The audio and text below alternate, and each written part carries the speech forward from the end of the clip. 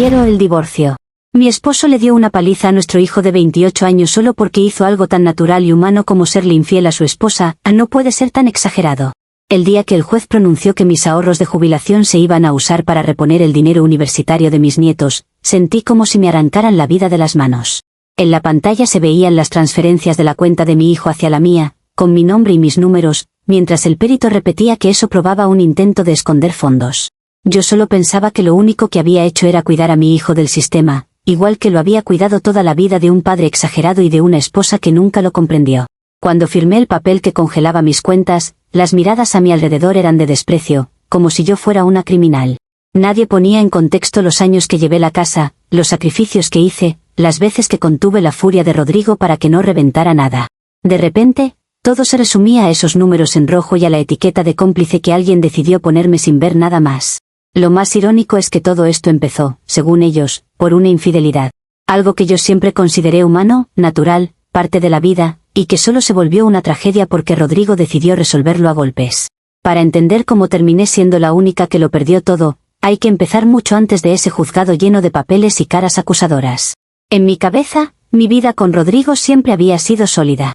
No perfecta, pero sólida. 30 y tantos años de matrimonio, una casa pagada, la rutina de los domingos, las cenas con los hijos, los nietos corriendo por el pasillo. Él siempre fue el rígido, el que veía el mundo en blanco y negro, el que todo lo medía en términos de deber y responsabilidad. Yo era la que suavizaba los bordes, la que decía que tampoco había que dramatizar, que los tiempos habían cambiado. Para mí, el rol de una madre era simple, proteger a sus hijos, incluso si eso significaba discutir con el padre cuando se pasaba de la raya. Diego, nuestro hijo menor, siempre fue el más inquieto. Se casó joven con Lorena, una muchacha correcta, trabajadora, de buena familia, pero con el encanto de una pared recién pintada. Todo bien puesto, todo en orden, pero cero chispa. Él decía, medio en broma medio en serio, que se había casado con una contadora, no con una mujer. Cuando me confesó, en una de esas conversaciones madre e hijo, que tenía una amiga especial con la que se veía de vez en cuando, yo no me desmayé ni le recité sermones.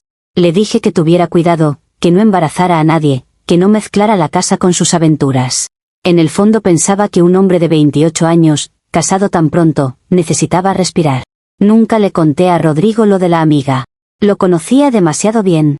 Él habría convertido aquello en un juicio moral eterno. Habría hablado de valores, de principios, de cómo en su época eso no se hacía. No quería que se armara una guerra en la casa por algo que, con un poco de discreción, podía pasar de largo.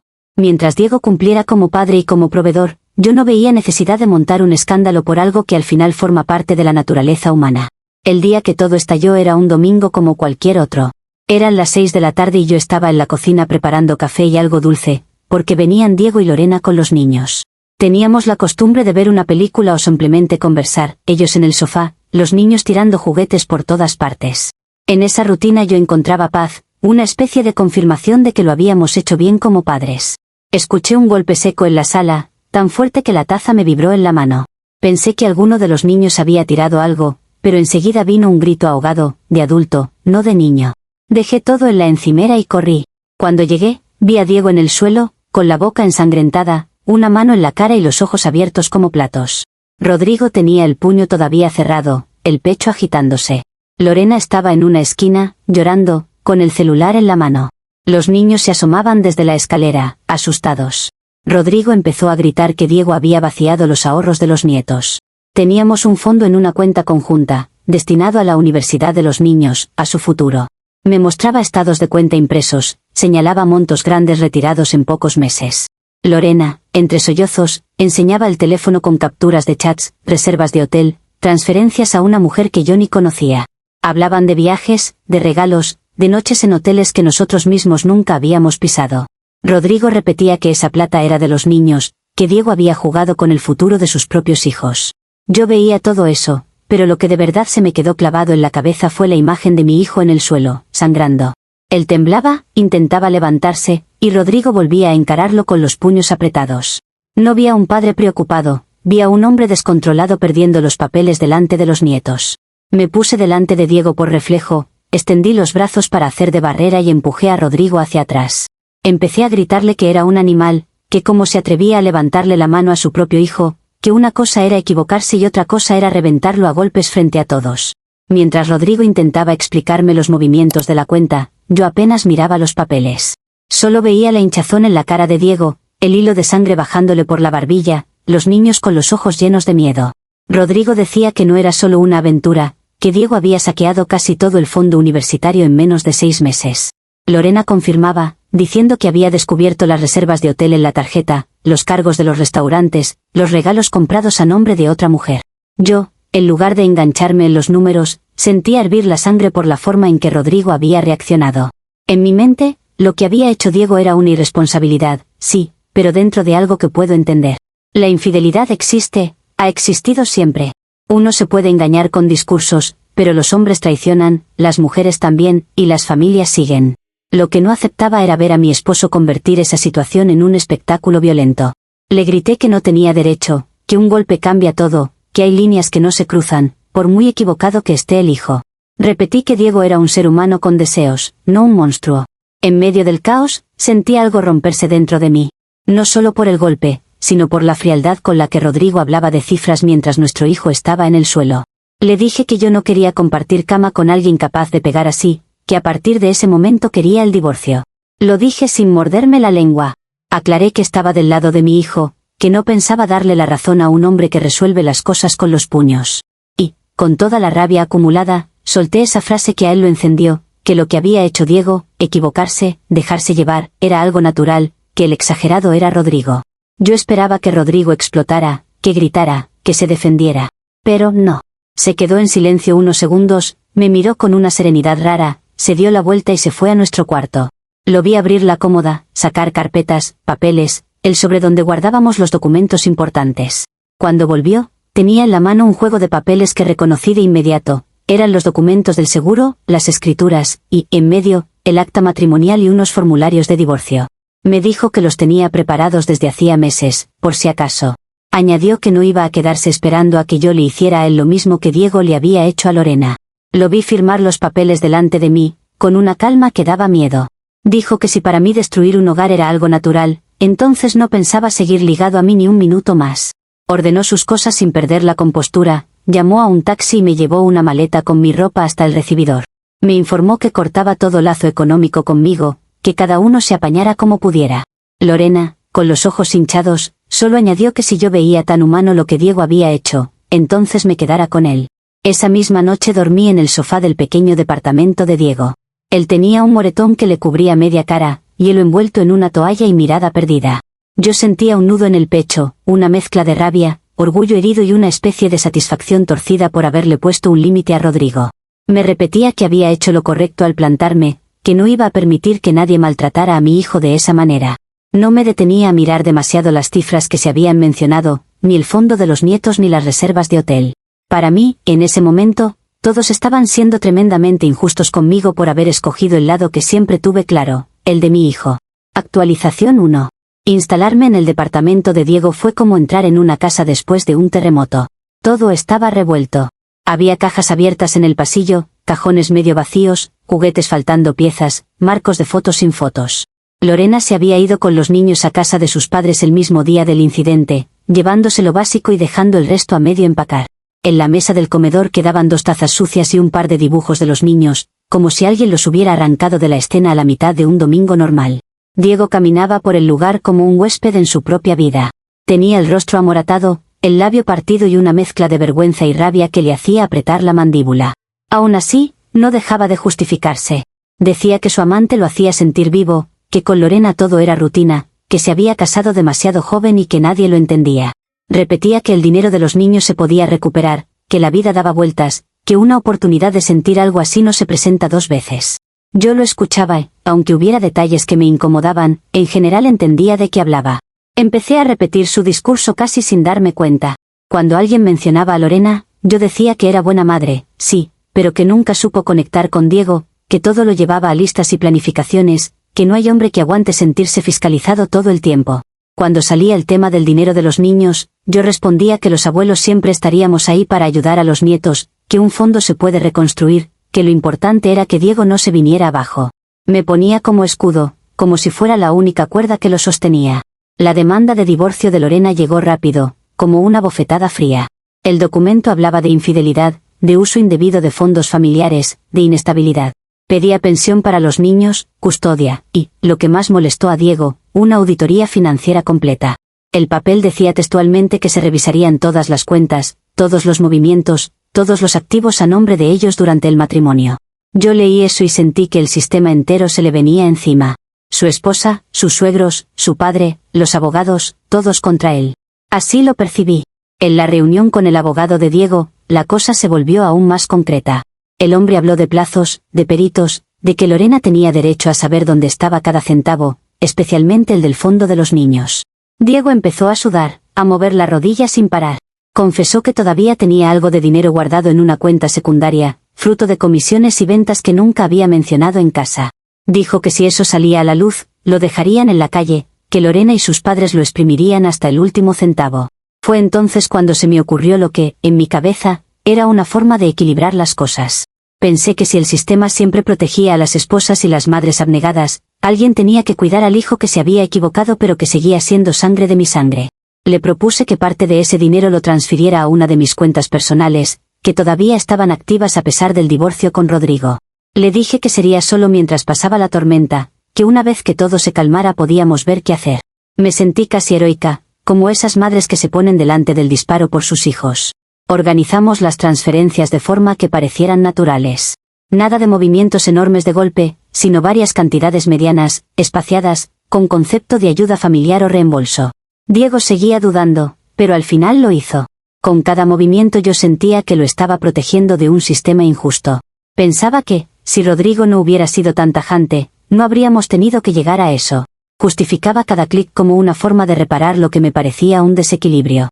Yo no me veía a mí misma como alguien que ocultaba dinero, sino como la madre que se pone en medio cuando todos apuntan en la misma dirección.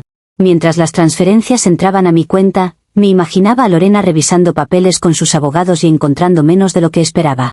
Me reconfortaba pensar que ella no tendría el control absoluto sobre el futuro económico de Diego, que algo de sus esfuerzos quedaba a salvo de ese juicio que a mí me parecía desmedido. No consideraba, ni por un segundo, que esos números que se movían de una pantalla a otra se transformarían después en pruebas en mi contra. Para mí, en ese momento, todo era simplemente proteger a mi hijo de un mundo que, una vez más, se le venía encima demasiado duro. Actualización 2. El día de la audiencia donde se iban a presentar los informes de la auditoría yo llegué pensando que todo sería un trámite más dentro del divorcio de Diego y Lorena. Imaginaba a los abogados discutiendo sobre porcentajes, sobre quién se quedaba con el carro, sobre horarios de visitas para los niños. Nunca me pasó por la cabeza que mi nombre iba a ocupar el centro de la sala. Me senté detrás de Diego, con una carpeta en la mano y los nervios normales de cualquier madre que acompaña a su hijo en un juzgado.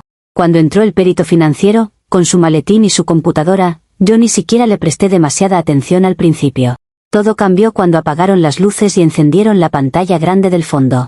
El perito empezó a explicar, con un tono completamente neutro, que había revisado los movimientos de las cuentas de Diego durante los meses previos y posteriores a la demanda de divorcio. Mostró primero los retiros del fondo universitario de los niños, uno tras otro, en fechas que yo recordaba vagamente por ser los mismos meses en los que Diego aparecía con regalos y planes nuevos.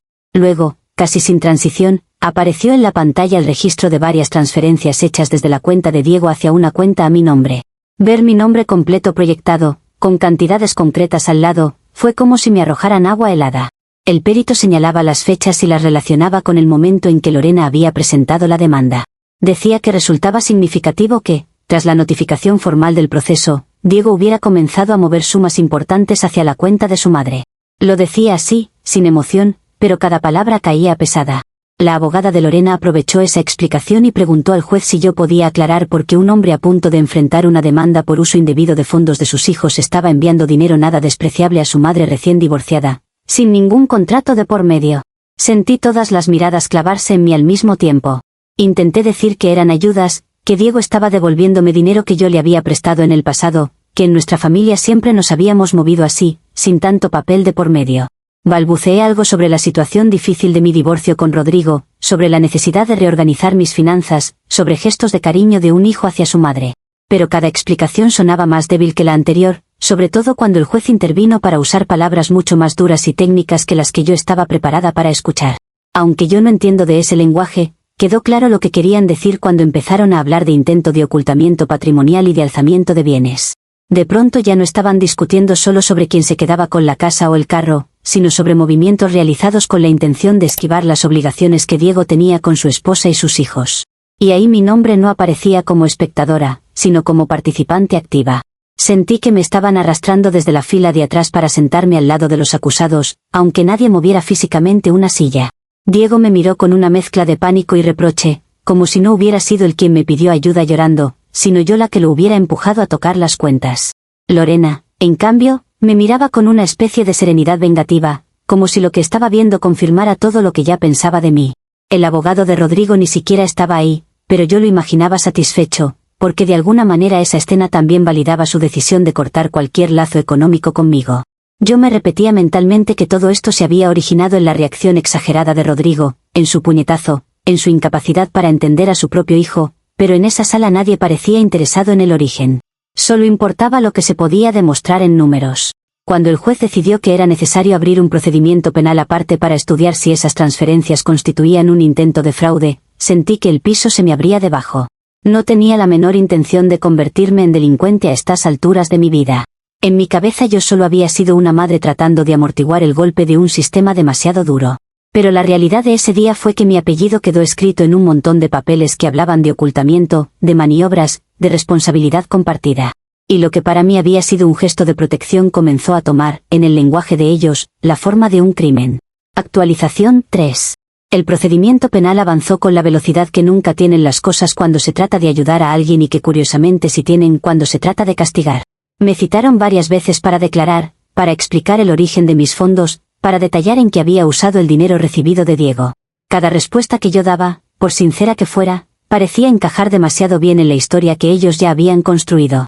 Cuando dije que había usado parte de ese dinero para sostenerme tras el divorcio con Rodrigo, tomaron nota como si acabara de admitir algo grave. Si mencionaba que también había pagado algunas cuentas de Diego, lo interpretaban como una confirmación de que todo estaba relacionado. Llegado el momento de la sentencia, yo ya estaba agotada, sin fuerzas ni siquiera para enfadarme. En la sala, el juez habló de forma segura, como si los hechos fueran indiscutibles.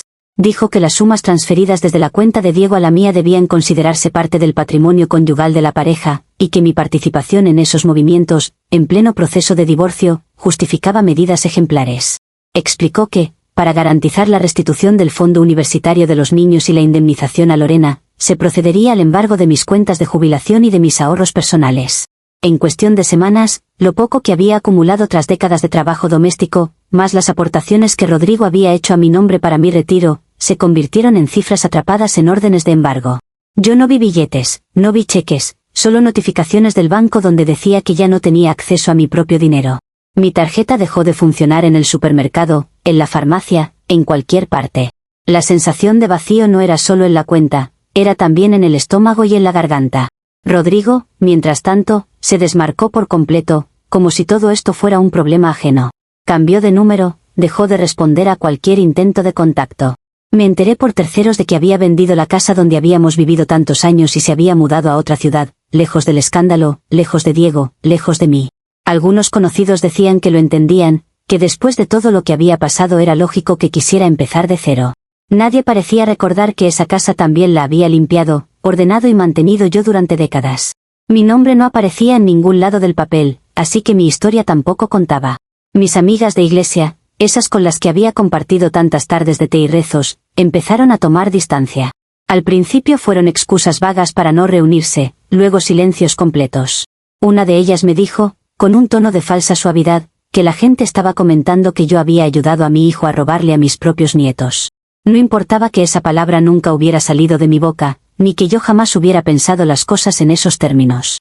Ese era el relato que se había instalado, y contra eso no había explicación que valiera. Me vi, de un momento a otro, sin marido, sin casa, sin ahorros y con mi nombre asociado a un caso del que la gente solo se quedaba con la versión más simple. Cuando caminaba por el barrio, sentía que las cortinas se movían un poco más de lo normal. En las reuniones familiares, si es que me enteraba de alguna, notaba que las conversaciones cambiaban de tema cuando yo llegaba. Yo seguía diciéndome, en mi intimidad, que lo único que había intentado era corregir un exceso, defender a mi hijo de una violencia desmedida y de una esposa que no supo encajar sus errores. Pero la realidad se encargaba, una vez tras otra, de recordarme que la única que estaba pagando un precio completo por todo aquello era yo. Actualización 4. Los años siguientes fueron una especie de caída lenta pero constante. Con las cuentas embargadas y sin el respaldo económico de Rodrigo, tuve que aceptar cualquier trabajo que apareciera. Una prima lejana me ofreció un cuarto en su casa, uno pequeño, con paredes húmedas y una ventana que daba a un patio interior donde las voces ajenas nunca paraban. A cambio de un alquiler bajo, la ayudaba con la limpieza y con los cuidados de su suegra enferma. Además, empecé a trabajar por horas limpiando otras casas y cuidando ancianos. Nada de eso se parecía a la vida tranquila de jubilación que yo había imaginado después de tantos años de matrimonio. Diego terminó firmando un acuerdo con Lorena. Aceptó una pensión que apenas puede pagar, con descuentos directos en su nómina, y visitas supervisadas a los niños en un espacio neutral. Trabaja más horas de las que debería, agarra lo que aparece, pero siempre está corriendo detrás de deudas que no terminan de reducirse. Lo veo llegando a las visitas con la cara marcada por el cansancio, intentando fingir alegría para que los niños no noten que a su alrededor todo se sostiene con alfileres. Cuando se va, se le cae el rostro de golpe, como si se quitara una máscara. La amante, esa mujer por la que supuestamente valía la pena arriesgar tanto, desapareció de la ecuación en cuanto los viajes, los hoteles y los regalos caros se terminaron. Apenas se complicaron las cosas, dejó de contestar llamadas, bloqueó números, se buscó a alguien que pudiera mantenerle el ritmo que ella quería. Cada vez que escucho eso, me recorre una sensación amarga, no solo por Diego, sino porque me confirma lo injusto que es que al final el peso real de todo esto haya caído sobre quienes menos beneficio sacaron de la historia. Mis nietos crecieron con una versión muy concreta de lo que pasó. Para ellos, su padre es el hombre que se equivocó gravemente y que ahora intenta reparar el daño como puede. Y yo soy la abuela que ayudó a esconder el dinero que era suyo. Cuando los veo en cumpleaños al que no pueden evitar llevarlos, me saludan con cortesía distante. Ya no hay carreras hacia mis brazos ni cuentos compartidos. Se sientan lejos, miran el celular o hablan entre ellos, como si yo fuera una figura incómoda que hay que tolerar un rato. Nadie se toma la molestia de explicarles matices, ni de decirles que las cosas no fueron tan simples. En las reuniones familiares donde coincidimos, siento las miradas clavadas en mi nuca. Algunas personas piensan que me lo merezco, otras solo me observan como quien mira un ejemplo de lo que no hay que hacer. Se repiten las mismas frases una y otra vez, que una madre debe corregir a los hijos, no encubrirlos, que una mujer tiene que ser imparcial cuando se trata de sus nietos, que el amor materno no puede pasar por encima de la ley. Nadie menciona que yo también perdí un matrimonio, una casa y una jubilación entera en el proceso. Es como si solo importara el daño que, según ellos, yo contribuí a causar, no el que recibí. Trabajando por horas, contando cada moneda, he tenido tiempo de sobra para repasar todo. A veces me pregunto qué habría pasado si, el día de la pelea, en lugar de ponerme delante de Diego, me hubiera puesto del lado de Rodrigo. Si hubiera mirado primero los estados de cuenta y luego los moretones. Si en lugar de proponer transferencias a mis cuentas hubiera dicho que cada uno asumiera lo suyo. Pero esas preguntas siempre se quedan a medias.